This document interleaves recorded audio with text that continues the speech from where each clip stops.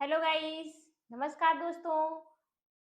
Allahabad campus coaching के इस digital platform पे आप सभी लोगों का बहुत-बहुत स्वागत है। दोस्तों, अब पीसीएस परीक्षा के बस मात्र 1 हफ्ते बचे हैं, यानी अगले संडे में आपका एग्जाम है, तो एडमिट कार्ड आ चुका है। आप सभी लोग अपने-अपने एडमिट कार्ड डाउनलोड कर लीजिए और जो परीक्षा सेंटर है उसको इत्मीनान से अच्छे से देख लीजिए। समय से सेंटर पे पहुँचे, विलंब ना करें। ठीक है? और हम लोग चलिए जैसे रोज की तरीके से आज कुछ महत्वपूर्ण करंट के अफेयर के क्वेश्चन लेके आए हैं, जो आपके एग्जाम में पूछा जा सकता है। तो चलिए देर नहीं करेंगे, हम लोग क्वेश्चन की तरफ बढ़ेंगे। ये रहा स्क्रीन पे आपका पहला क्वेश्चन। क्वेश्चन है, अभी हाल ही में संयुक्त राष्ट्र यानी यूएन ने हंगर हॉटस्पॉट रिपोर्ट में किन 5 देशों, है ना, हंगर हॉटस्पॉट रिपोर्ट में किन 5 देशों में जून से लेके अक्टूबर तक के लिए भुखमरी से मौत की चेतावनी जारी की है? किसने जारी की है? संयुक्त राष्ट्र ने किया है। वो 5 देश कौन-कौन से हैं? हैती, फिलिस्तीन, सूडान, दक्षिणी सूडान और माली। फिर बी ऑप्शन दे रहा है यूक्रेन, नाइजीरिया, ईरान, हैती और माली। सी ऑप्शन दे रहा है ईरान, यमन, हैती, माली और कांगो। डी ऑप्शन दे रहा है यमन, म्यांमार, दक्षिण सूडान, हैती और माली। तो इसमें कौन सा उत्तर सही होगा कि यूएन ने, जो हमारा संयुक्त राष्ट्र है, संयुक्त राष्ट्र उस किन 5 देशों को अभी एडवाइजरी जारी किया है, चेतावनी दिया है कि जो है यहाँ पे भुखमरी की स्थिति जो है। तो ध्यान रखिएगा, वो देश हैं आपके हैती। कौन सा देश है? हैती। हैती के अलावा फिलिस्तीन, सूडान, दक्षिणी सूडान और माली। हैती, फिलिस्तीन, सूडान, दक्षिणी सूडान और माली, जिसमें से जो हमारा कौन सा, ये आपका सूडान, दक्षिणी सूडान और माली, ये तीनों कौन से अफ्रीकन कंट्री के हैं, अफ्रीकी देश हैं, अफ्रीकी देश। और दो आपके बचे, एक तो फिलिस्तीन, दूसरा है हैती। हैती ये अमेरिकन कंट्री है, जबकि माली सॉरी ये फिलिस्तीन ये एशियन कंट्री है। तो इस तरीके से इन 5 देशों को जो है यूएन के द्वारा अभी हंगर हॉटस्पॉट रिपोर्ट जारी की गई है। इसमें भुखमरी की आशंका जताई गई है। ठीक है, ये रिपोर्ट हर 6 महीने पे यानी 5 महीने के आंकड़ों को लेके 6वें महीने पे जारी की जाती है। तो चलिए देखते हैं क्या कुछ खास है इस रिपोर्ट में। दक्षिणी सूडान, किसको? सूडान और दक्षिण सूडान, माली, हैती और किसको?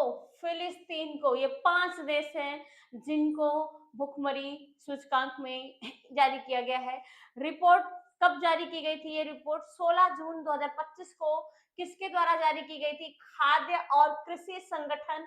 ठीक है, इसके अलावा विश्व खाद्य कार्यक्रम के द्वारा ये रिपोर्ट क्या किया गया था? जारी किया गया था। कब जारी किया गया था? ये जून 2025 में जारी किया गया था। ठीक है, अभी जो ये खाद्य और कृषि संगठन है और विश्व खाद्य कार्यक्रम, ये संयुक्त राष्ट्र की, ये दोनों क्या है? संयुक्त राष्ट्र की 2 एजेंसियां हैं। ठीक है, और इनका काम क्या है? खाद्य सुरक्षा पोषण के क्षेत्र में क्या करते हैं? ये कार्य करती हैं। तो जो हमारा एफएओ है और एफ डब्ल्यू एफ पी है, यानी खाद्य और कृषि संगठन, विश्व खाद्य कार्यक्रम, ये दोनों क्या है? संयुक्त राष्ट्र की 2 एजेंसी हैं। दोनों खाद्य सुरक्षा और पोषण से संबंधित क्या करती हैं? कार्य करती हैं। यूरोपीय यूनियन संघ की बात करें तो इसके समर्थन से ये प्रकाशित हुआ है। कौन सा हमारा रिपोर्ट? तो हंगर हॉटस्पॉट रिपोर्ट नामक ये जारी कब किया जाता है? हर 6 महीने में जारी की जाती है। इसमें आने वाले 5 महीनों के लिए जो बिगड़ते खाद्य, है ना, संकटों की पूर्व चेतावनी की जाती है, चेतावनी दी जाती है। इसके अलावा उसका विश्लेषण किया जाता है। तो इसका सही उत्तर क्या होगा? इसका सही उत्तर हो जाएगा सूडान, दक्षिणी सूडान, माली, हैती और फिलिस्तीन। ये रहा स्क्रीन पे आपका अगला क्वेश्चन। विश्व आर्थिक मंच, विश्व आर्थिक मंच के वैश्विक ऊर्जा बदलाव सूचकांक ग्लोबल एनर्जी ट्रांसमिशन इंडेक्स 2025 में भारत को कौन सा स्थान प्राप्त हुआ है?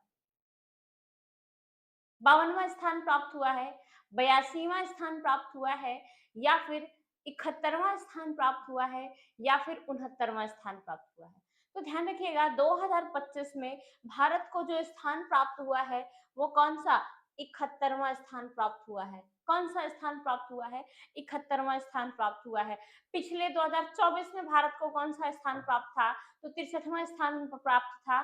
चलिए देखते हैं इसमें 5 जो है शीर्ष देश कौन कौन से हैं और सबसे अंतिम स्थान किस देश का है।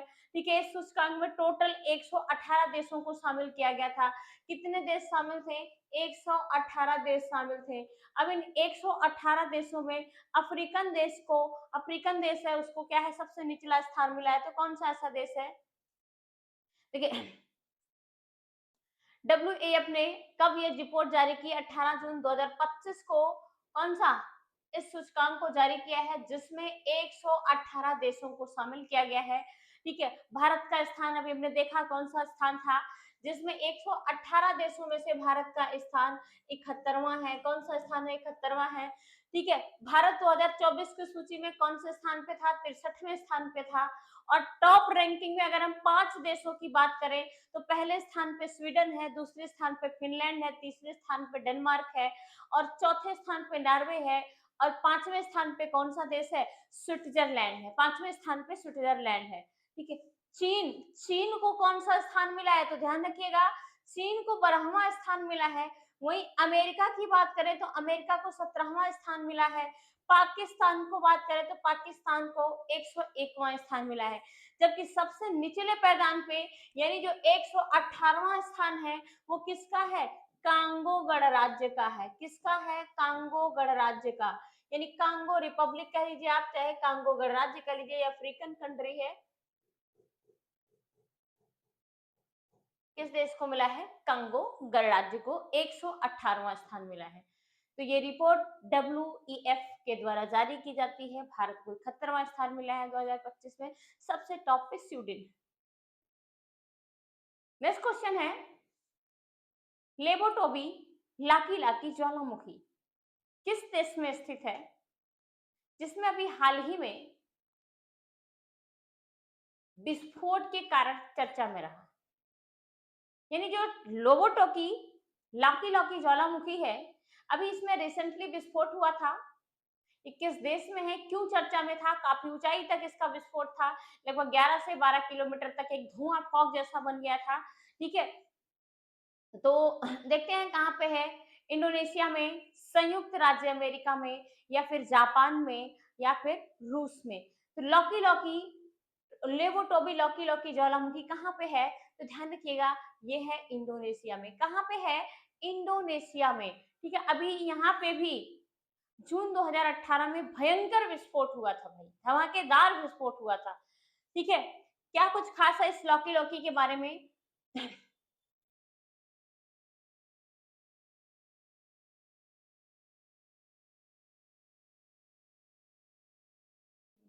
इंडोनेशिया के माउंट लेबोटी लेबोटोबी लॉकी लॉकी में मौजूदा कब ज्वालामुखी कब, जून 2025 में धमाकेदार विस्फोट हुआ था भाई। इसमें जून 2025 में यहाँ पे बहुत धमाकेदार विस्फोट हुआ था और इसके बाद 17-18 जून को लगातार इसमें कई बार विस्फोट हुआ। ठीक है, और जिससे इसका जो धुएं का गुब्बारा है, मैंने बताया ना, बहुत ऊंचाई तक पहुंच गया था। ये लगभग 11 किलोमीटर ऊंचाई तक पहुंचा था। ठीक है, और ये उसकी स्थिति, इसका जो दृश्य था वो मशरूम के जैसा दिखाई दे रहा था। मानो कि आप 150 मीटर से इस ज्वालामुखी को 150 किलोमीटर दूरी से आप देख सकते थे। ठीक है, इंडोनेशिया में जो ज्वालामुखी फटी थी इसको 150 किलोमीटर दूरी से देखा जा सकता था। ठीक है, और ये एक क्या है, सक्रिय ज्वालामुखी द्वीप है। ये कहाँ पे स्थित है, तो ध्यान रखिएगा ये ज्वालामुखी जो है इंडोनेशिया के फ्लोरेंस द्वीप पर स्थित है। और लोबोटोबी जो लॉकी लॉकी ज्वालामुखी है ये एक जुड़वा ज्वालामुखी है, यानी कि दो ज्वालामुखियां एक साथ फटी हैं और ये दोनों कहाँ पे हैं, तो इंडोनेशिया में। इसका पूरा नाम क्या है, ठीक है, तो लेबोटोबी लॉकी लॉकी, इसीलिए इसका 2 नाम रखा गया है, लॉकी लॉकी लेबोटोबी लॉकी लॉकी। तो भूलिएगा नहीं कहाँ पे है ये, इंडोनेशिया में। इसके अलावा अगर हम इंडोनेशिया की बात करें तो दुनिया में, अच्छा पूरे वर्ल्ड की बात करें, पूरे वर्ल्ड में 1500 से ज्यादा एक्टिव यानी सक्रिय ज्वालामुखी हैं जिसमें से जो हमारा इंडोनेशिया है, इंडोनेशिया में 130 ज्वालामुखी है। और 130 में क्या है, सभी मतलब और तो निष्क्रिय भी हैं, कुछ जो है सुसुप्त भी हैं, कुछ क्या है मृत ज्वालामुखी भी हैं, लेकिन सक्रिय ज्वालामुखी की बात करें तो सक्रिय ज्वालामुखी इंडोनेशिया में 130 है, जिसमें से जो 7 ज्वालामुखी हैं इंडोनेशिया में, लगातार 2 साल से लगातार उसमें क्या है विस्फोट हो रहा है। 7 ज्वालामुखियों कौन कौन सी हैं, बड़ी इंपॉर्टेंट है। एक क्राकाटाऊ, जिसे क्राकाटोआ भी कहा जाता है, क्राकाटाऊ। दूसरा है मेरापी, क्राकाटाऊ, मेरापी और लेवोटोकी, लाकी लाकी जो अभी हमने पढ़ा है। और अगला है कारा गेटांग, शेमेरू, ईबू और डुकोनो। ये 7 ज्वालामुखी इंडोनेशिया में ऐसी हैं कि जिसमें लगातार 2 साल से विस्फोट हो रहा है। और अभी जो लेवोटोबी लाकी लाकी है, इसमें अभी जून 2025 में विस्फोट हुआ है। नेक्स्ट क्वेश्चन की तरफ पढ़ेंगे। ये रहा आपका अगला क्वेश्चन। अभी हाल ही में संघ लोक सेवा आयोग, संघ लोक सेवा आयोग यूपीएससी, यूपीएससी ने शताब्दी वर्ष पर नया प्रतीक चिन्ह यानी लोगो जारी किया है। इस लोगो में किस वृक्ष के पत्ते की माला बनाई गई है? ठीक है, किनारे किनारे माला बनाई गई है। पीपल के पत्ते की माला बनाई गई है, या फिर बरगद के पत्ते की माला बनाई गई है, फिर अशोक के पत्ते की माला बनाई गई है, या फिर बुरांस के पत्ते की माला बनाई गई? किस वृक्ष के पत्ते की माला बनाई गई है? किसमें? संघ लोक सेवा आयोग का जो लोगो है, ध्यान रखिएगा। संघ लोक सेवा आयोग की हम बात करें तो इसकी स्थापना कब हुई थी? 1 अक्टूबर 1926 को हुई थी। ठीक है, जो संघ लोक सेवा आयोग है इसकी स्थापना कब की गई थी? तो 1 अक्टूबर 1926।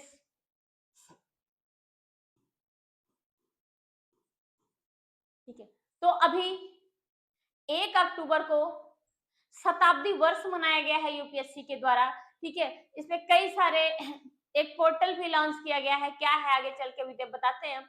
और इसके अलावा भी इसमें नया चिन्ह, इसका लोगो जारी किया है। तो वो किसका वृक्ष है? ध्यान रखिएगा, बरगद, बरगद का जो वृक्ष है उसके पत्तों की माला बनाई गई है।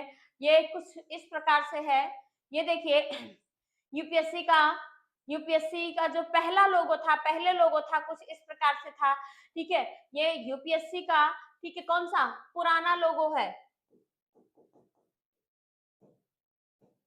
यूपीएससी का पुराना लोगो कुछ इस तरीके से दिख रहा है।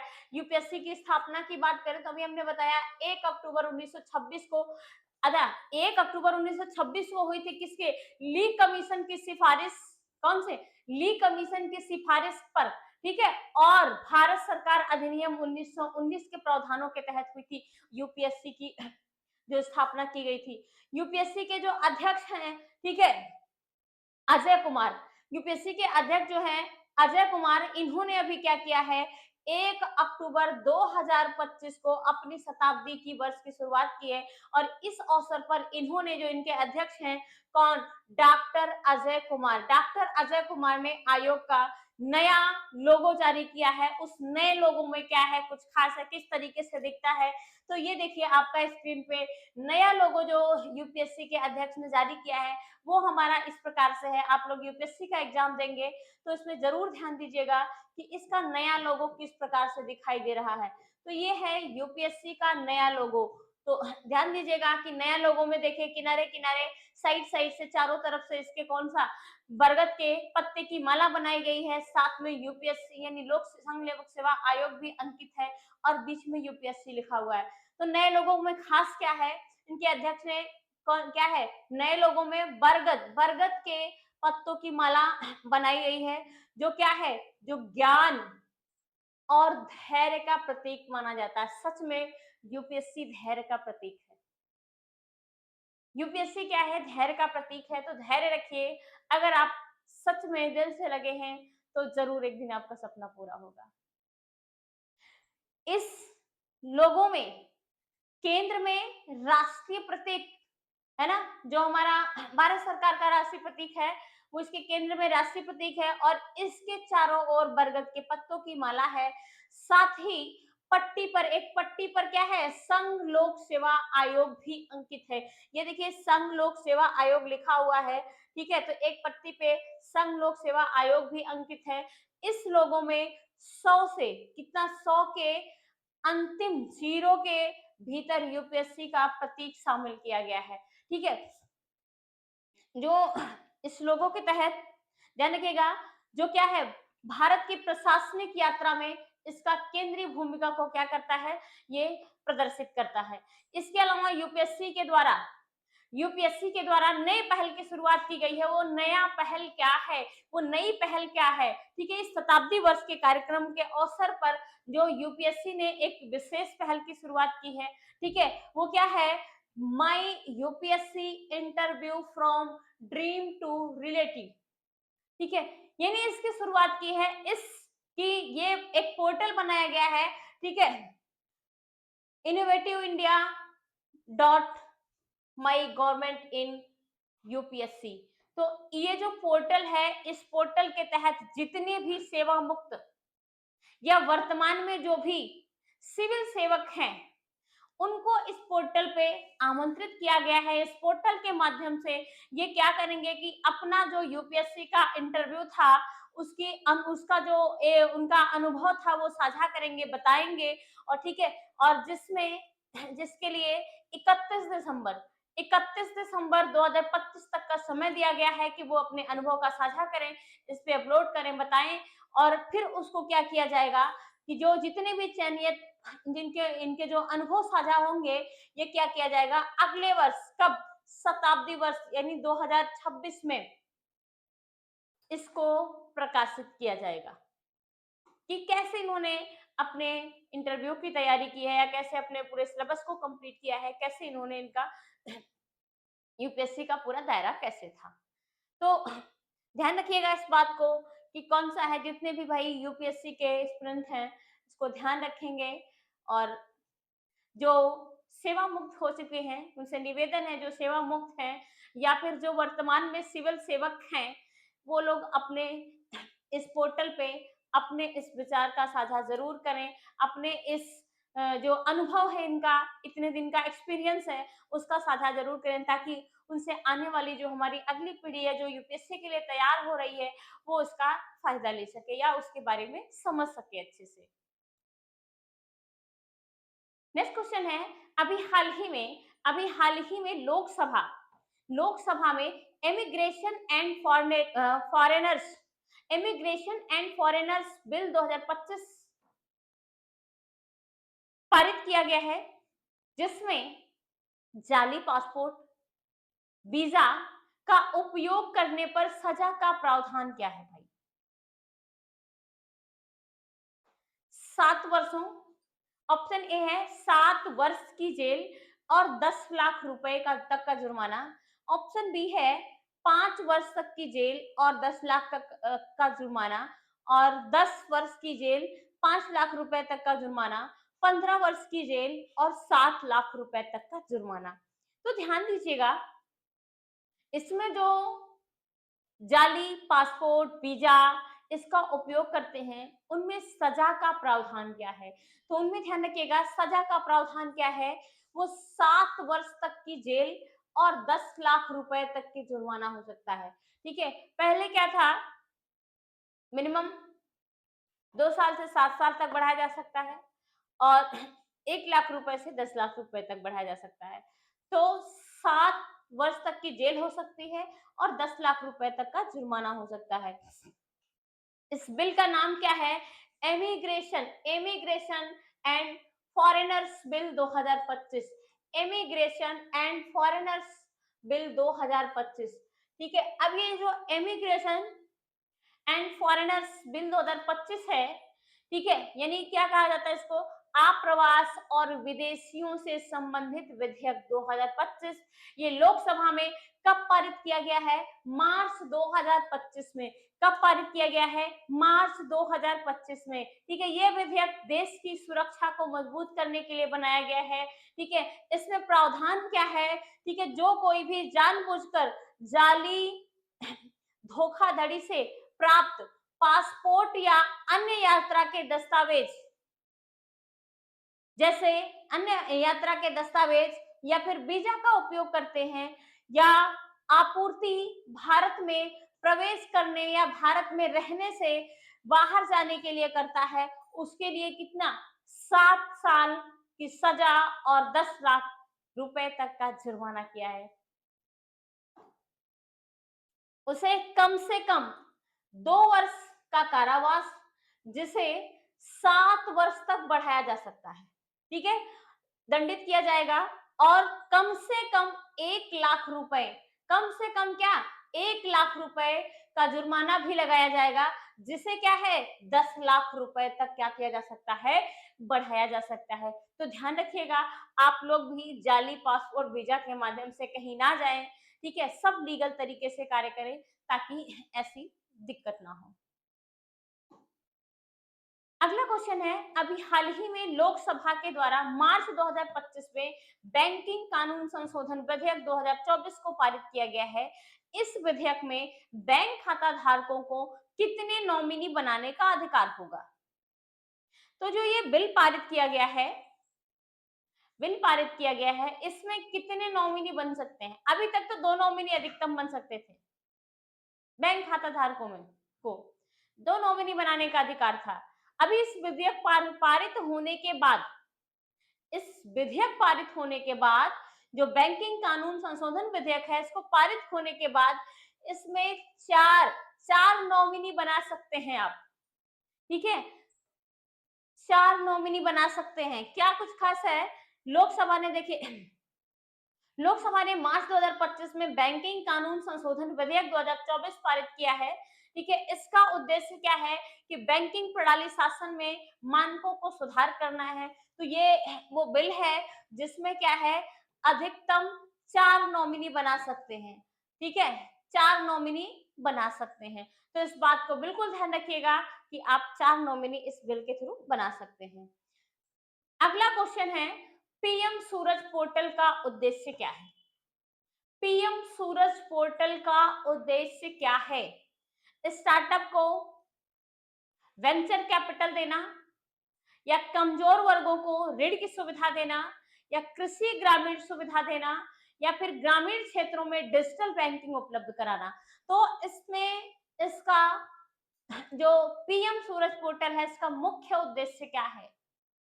पीएम सूरज पोर्टल, ध्यान रखिएगा, जो हमारा पीएम सूरज पोर्टल है, ये कमजोर वर्गों को ऋण की सुविधा उपलब्ध कराएगा। बिना गारंटी के लोन मिलेगा इसमें भाई, आप जो है बिना गारंटी के लोन ले सकते हैं इस पोर्टल के थ्रू। और वो भी किसके लिए है? ये एससी एसटी ओबीसी और माइनॉरिटी, एससी एसटी ओबीसी और माइनॉरिटी के लिए पीएम सूरज पोर्टल जो है खोला गया है। इसके थ्रू आप बिना गारंटी के लोन ले सकते हैं। क्या कुछ खास है इस पोर्टल के बारे में? ये पोर्टल किसके लिए? देखिए, ये पोर्टल किसके लिए?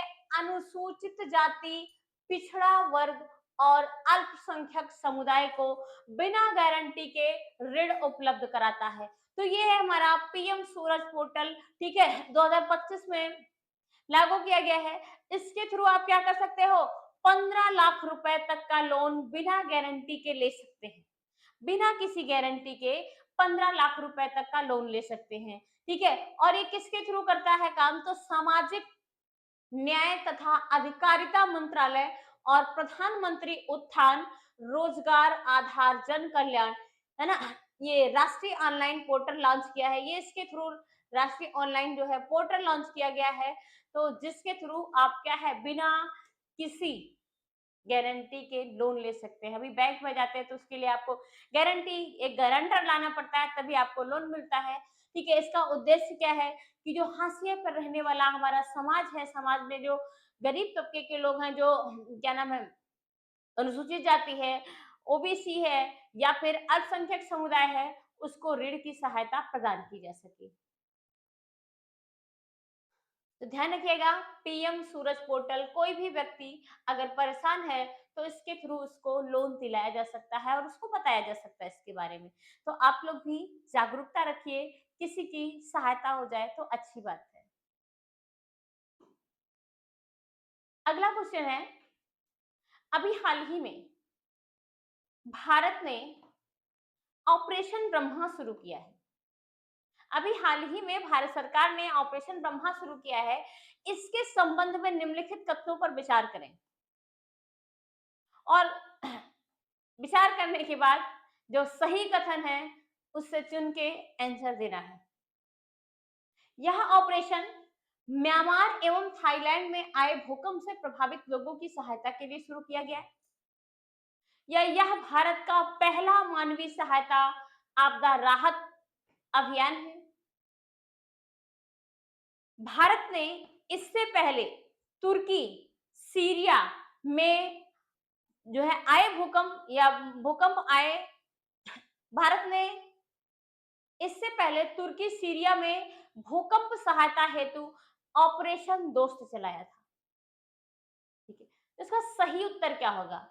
ऑप्शन ए है केवल 1 और 2, ऑप्शन बी है केवल 1 और 3, ऑप्शन बी है केवल 1 और 2 और 3, ऑप्शन सी है केवल 1 और 3, ऑप्शन डी है 1, 2 और 3। इसका सही उत्तर क्या होगा?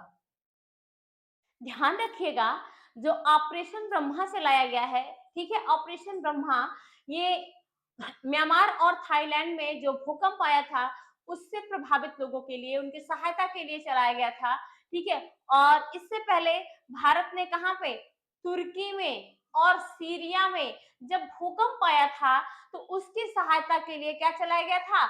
ऑपरेशन दोस्त चलाया गया था भारत सरकार के द्वारा। जबकि दूसरा ऑप्शन क्या कह रहा है कि ये भारत सरकार का या भारत का पहला मानवीय सहायता आपदा राहत, ठीक है, अभियान है। तो ये बिल्कुल गलत है। इससे पहले भारत सरकार ने 2015 में, 2023 में कई सारे ऑपरेशन चलाए हैं जो भूकंप राहत बचाव का कार्य करता था, ठीक है, सहायता के लिए। तो इसका सही उत्तर क्या हो जाएगा? बी, यानी बी नहीं होगा, इसका पहला और तीसरा सही होगा। तो इसके लिए इसका सही आंसर क्या हो जाएगा? सी इसका सही उत्तर हो जाएगा। सी इसका क्या होगा? सही उत्तर हो जाएगा। अब देखिए, मार्च 2025 में, ठीक है, म्यांमार और थाईलैंड के बॉर्डर पे क्या भूकंप आया था। भारत ने क्या किया था? राहत सामग्री, मेडिकल सेवाएं, तमाम सारी चीजें भेजी थी भारत ने वहां पे, जिससे वहां पे लोगों की सहायता की जा सके। इससे पहले भारत में कई सारे अभियान चलाए जा चुके हैं, जैसे ऑपरेशन मैत्री 2015 में जब नेपाल में भूकंप आया था तो भारत के द्वारा क्या चलाया गया था? ऑपरेशन मैत्री। ऑपरेशन दोस्त, तुर्की और सीरिया में भी 2023 में भूकंप आया था तो ऑपरेशन दोस्त चलाया गया था। तो इस तरीके से, ठीक है, भारत के द्वारा ऑपरेशन चलाया गया। और ऑपरेशन ब्रह्मा, तो ध्यान रखिएगा, थाईलैंड और म्यांमार में आए भूकंप की सहायता के लिए चलाया गया था ऑपरेशन ब्रह्मा।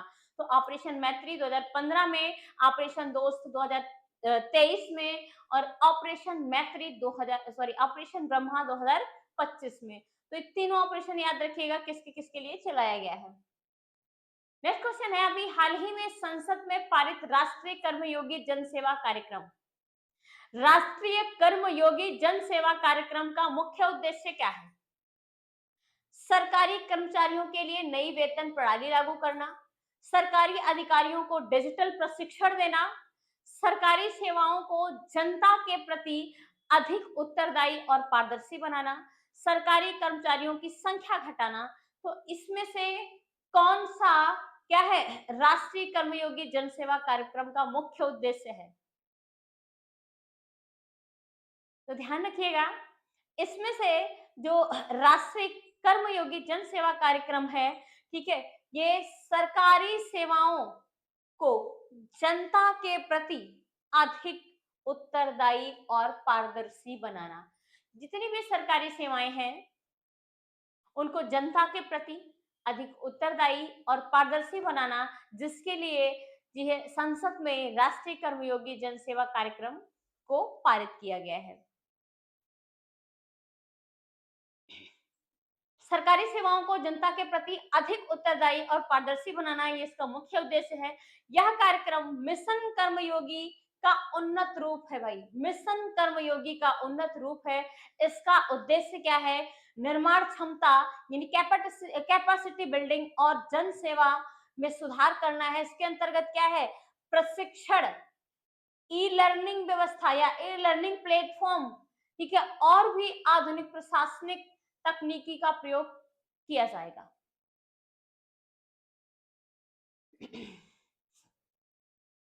नेक्स्ट क्वेश्चन है, भारत और यूएई, भारत और यूएई के बीच हुए ग्रीन एनर्जी साझेदारी समझौते में कौन सी बातें शामिल है? ऑप्शन ए है ग्रीन हाइड्रोजन उत्पादन, ऑप्शन बी है, नंबर एक है ग्रीन हाइड्रोजन उत्पादन, अक्षय ऊर्जा तकनीकी में निवेश, क्रूड ऑयल सब्सिडी या कार्बन ट्रेडिंग। इनमें से कौन सा शामिल है भाई? किसमें? ग्रीन एनर्जी साझेदारी किसके किसके बीच हुई है? भारत और यूएई यानी भारत और संयुक्त अरब अमीरात के बीच जो समझौता हुआ है ग्रीन एनर्जी साझेदारी। तो इसमें ध्यान रखिएगा मेरे प्यारे विद्यार्थियों, कौन कौन सा शामिल है? तो इसमें ग्रीन हाइड्रोजन उत्पादन भी शामिल है और इसके अलावा अक्षय ऊर्जा तकनीक भी शामिल है और इसके अलावा आपका ये कार्बन ट्रेडिंग भी शामिल है। ठीक है, जिसमें से जो क्रूड ऑयल है, क्रूड ऑयल इसमें शामिल नहीं है, ध्यान रखिएगा, क्रूड ऑयल इसमें शामिल नहीं है। तो इसका सही आंसर क्या हो जाएगा? 1, 2 और 4, 1, 2 और 4 इसका सही आंसर होगा, 1, 2 और 4। इसमें ग्रीन हाइड्रोजन, रिन्यूएबल एनर्जी और टेक्नोलॉजी, कार्बन क्रेडिट ट्रेडिंग शामिल है, जबकि क्रूड ऑयल इस सब्सिडी में शामिल नहीं है। इसका उद्देश्य क्या है? इस ग्रीन एनर्जी का, ठीक है, उद्देश्य क्या है? कार्बन को न्यूट्रल बनाना, जिसका लक्ष्य 2070 तक प्राप्त करना है या फिर उसमें तेजी लाना है। ठीक है, तो 2070 तक कार्बन को न्यूट्रल बनाने का लक्ष्य रखा गया है। तो ये आई होप कि ये लक्ष्य पूरा हो जाए तो ज्यादा अच्छा है, जिसमें कार्बन हमारा न्यूट्रल हो जाएगा। अभी हाल ही में आरबीआई ने चालू वित्त वर्ष 2025-26 के लिए जीडीपी वृद्धि दर और महंगाई के अनुमान को क्रमशः कितने प्रतिशत पर तय किया है? कौन? आरबीआई ने। जीडीपी 6.5%, महंगाई 3%, जीडीपी 6.8%, महंगाई 2.6%, जीडीपी 7% और महंगाई 2.8%, जीडीपी 6.2%, महंगाई 2.3%। तो ध्यान रखिएगा, जो हमारा जीडीपी है, कौन? जीडीपी, जीडीपी 6.8%, जबकि महंगाई दर कितना? 2.6% रखा गया है, 2.6% रखा गया है। ठीक, अभी जो है जीडीपी का अनुमान बढ़ाकर कितना कर दिया गया है?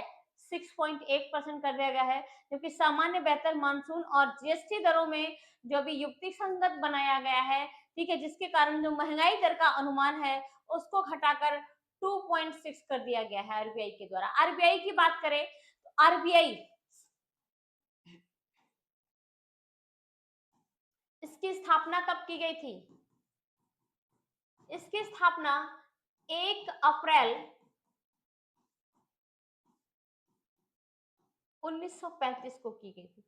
इसका जो राष्ट्रीयकरण किया गया था, राष्ट्रीयकरण, सिविलाइजेशन,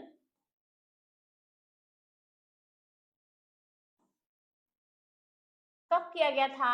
1949 में किया गया था। और इसके हेडक्वार्टर की बात करें, मुख्यालय की बात करें, तो इसका मुख्यालय कहाँ पे है? मुंबई में है।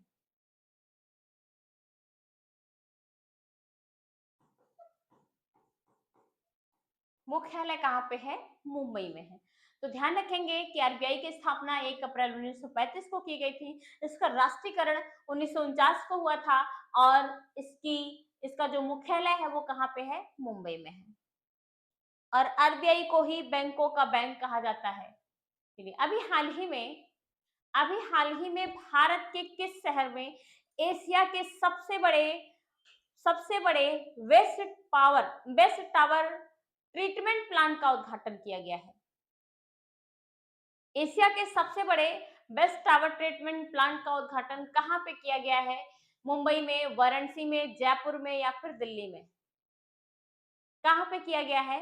तो ध्यान रखिएगा, जो वेस्ट वाटर ट्रीटमेंट प्लांट है वो कहाँ पे किया गया है? अभी रिसेंटली दिल्ली में किया गया है, क्योंकि दिल्ली में बहुत ही प्रदूषण है और यमुना नदी खास करके वहाँ की प्रदूषित नदी मानी जाती है। तो इसका सही उत्तर क्या होगा? दिल्ली होगा। इसके अलावा अगर हम बात करें दिल्ली के किस क्षेत्र में किया गया है, तो ओखला ओखला जो है दिल्ली का इंडस्ट्रियल औद्योगिक क्षेत्र है, यहाँ पे किया गया है। एशिया के सबसे बड़े वेस्ट वाटर ट्रीटमेंट प्लांट का उद्घाटन किया गया। कब किया गया? अभी रिसेंटली 30 सितंबर 2025 को किया गया है। इसे केंद्र सरकार और दिल्ली सरकार के संयुक्त सहयोग से किया गया है। ध्यान रखिएगा, केंद्र सरकार और दिल्ली सरकार के क्या है? संयुक्त सहयोग से किया गया है। ध्यान रखिएगा, भारतीय जनता पार्टी की सरकार केंद्र सरकार में भी है और दिल्ली में भी, तो इन दोनों के सहयोग से, आपसी सहमति से किया गया है। ठीक है। नेशनल सहयोग से national mission for clean Ganga के तहत इसको क्या किया गया है? बनाया गया है। ओखला प्लांट की बात करें, ओखला जो हमारा ट्रीटमेंट प्लांट है, इसकी जो क्षमता है, ठीक है, 124 मिलियन गैलन जो है प्रतिदिन यह क्या करता है? साउथ सेंट्रल और ओल्ड दिल्ली यानी जो पुरानी दिल्ली है उसके लगभग 40 लाख निवासियों को ये सेवा प्रदान करता है। ओखला ओखला दिल्ली में क्या है? एक औद्योगिक क्षेत्र है। ओखला का पूरा नाम क्या है? तो ओखला का जो पूरा नाम है, इसका पूरा नाम है old canal housing and land authority. ठीक है, ये दिल्ली के दक्षिणी पूर्वी जिले में एक क्या है? औद्योगिक और शहरी क्षेत्र है, जो दिल्ली और उत्तर प्रदेश की सीमा के पास यमुना नदी यमुना नदी जो है दिल्ली और उत्तर प्रदेश की सीमा के पास, वहीं पे एक बैराज है ओखला बैराज, उसी के पास हमारा इंडस्ट्रियल क्षेत्र ओखला स्थित है। तो ध्यान रखिएगा कहाँ पे बनाया गया है ये? ओखला। अगला क्वेश्चन है, वर्ष 2025 में वर्ष 2025 में कुल कितने व्यक्तियों को पद्म पुरस्कार से सम्मानित किया गया? 132, 139, 149 या फिर 150?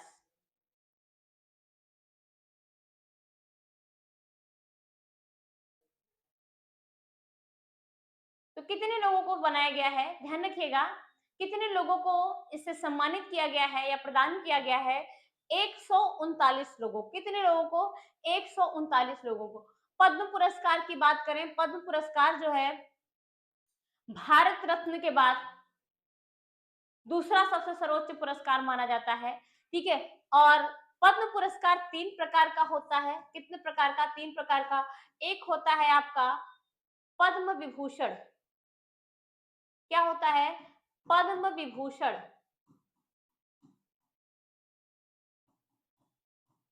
दूसरा होता है पद्म भूषण।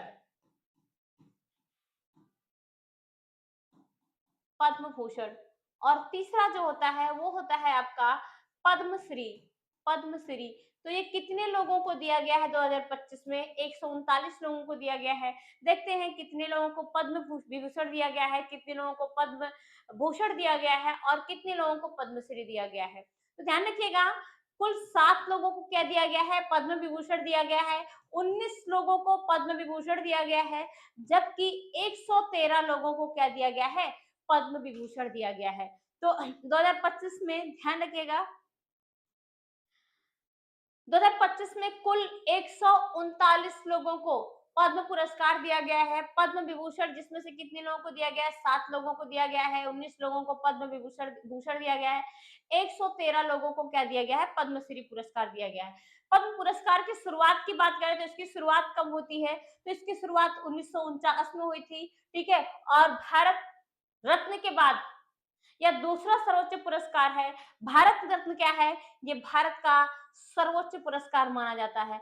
पद्मश्री पुरस्कार की बात करें, पद्मश्री पुरस्कार जो है भारत रत्न के बाद, सॉरी, पद्म भूषण, पद्म विभूषण जो है भारत रत्न के बाद ये दूसरा सर्वोच्च पुरस्कार है। इसके अलावा तीसरा सर्वोच्च पुरस्कार आपका पद्म भूषण होता है और चौथा सर्वोच्च पुरस्कार आपका कौन-सा होता है? पद्मश्री होता है।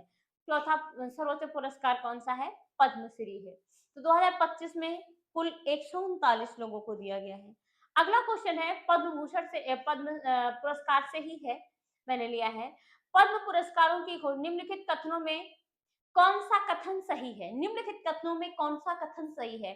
पद्म पुरस्कारों की घोषणा गणतंत्र दिवस के संध्या पूर्व पर की जाती है। पद्म पुरस्कार भारत के राष्ट्रपति के द्वारा प्रदान किया जाता है। पद्म पुरस्कारों की अधिकतम संख्या प्रतिवर्ष 120 है, मरणोपरांत एनआरआई यानी विदेशी व्यक्तियों को छोड़कर। इसमें से कौन सा सही होगा? केवल ए ऑप्शन है केवल 1 और 2, बी ऑप्शन है केवल 2 और 3, सी ऑप्शन है 1 और 3 और डी ऑप्शन है 1, 2, 3। इनमें से कौन सा सही होगा? चलिए, ध्यान रखिएगा कि जो हमारा पद्म पुरस्कार है इसकी घोषणा गणतंत्र दिवस के पूर्व संध्या पर की जाती है, जबकि जो पद्म पुरस्कार है किसके द्वारा दिया जाता है? भारत के राष्ट्रपति के द्वारा दिया जाता है। ठीक है, जो हमारे देश के राष्ट्रपति हैं उनके द्वारा पद्म पुरस्कार वितरित किया जाता है, जबकि पद्म पुरस्कारों की अधिकतम संख्या प्रतिवर्ष 120 है। ये गलत है। अभी आपने देखा कि 2025 में कितने पद्म पुरस्कार प्राप्त किए गए हैं टोटल सभी को? तो 139 व्यक्तियों को। ठीक है, इसी तरीके से 2024 में 129 व्यक्तियों को मिला था। तो हर अलग-अलग साल पे अलग-अलग ये डाटा रहता है, कोई फिक्स नहीं रहता है। ठीक है, 120। तो इसलिए इसका जो तीसरा ऑप्शन है गलत हो जाएगा। इसमें दूसरा और पहला सही होगा, तो इसका ए वाला ऑप्शन सही होगा। ए वाला ऑप्शन इसका पहला और दूसरा सही होगा। तो अगर आप लोगों को वीडियो अच्छी लगे तो एक लाइक बनता है।